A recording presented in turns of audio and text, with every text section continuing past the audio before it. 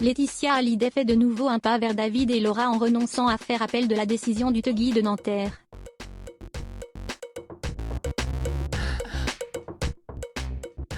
D'après nos confrères de BFM Télévision, les avocats des deux parties se sont rencontrés.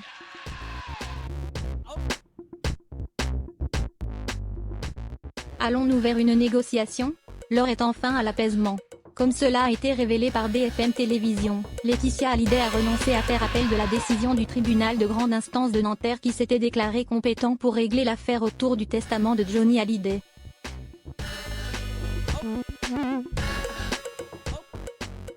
Il apparaît que les tractations entre le camp Laetitia et le camp David Laura ont repris.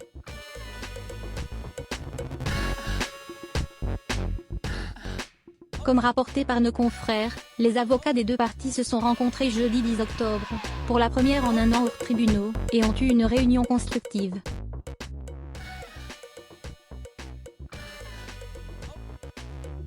Comment se dessine la suite de l'affaire qui oppose Laetitia Hallyday à David et Laura? La réunion entre les avocats va-t-elle déboucher sur une belle fin?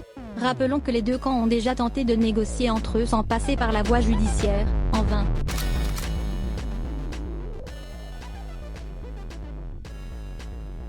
En effet, en décembre 2018, celle qui a retrouvé l'amour dans les bras de Pascal Ballan avait tout stoppé.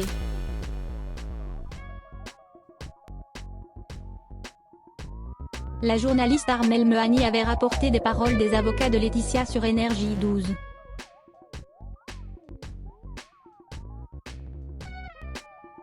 À chaque fois qu'on veut s'asseoir autour d'une table pour des négociations et que je me prends un référé, je stoppe tout, a-t-elle dévoilé.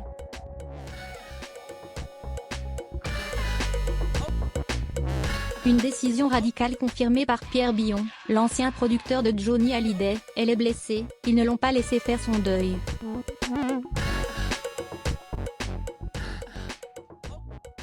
Ils n'ont pas été gentils avec les deux petites par exemple.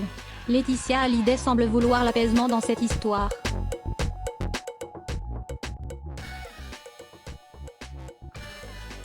Ce 14 octobre, dans un communiqué adressé à l'AFP, elle avait fait part de sa volonté d'apaisement et de retour au dialogue et s'engageait à ce que David et Laura bénéficient d'informations régulières et transparentes quant à la construction et l'aménagement du caveau familial.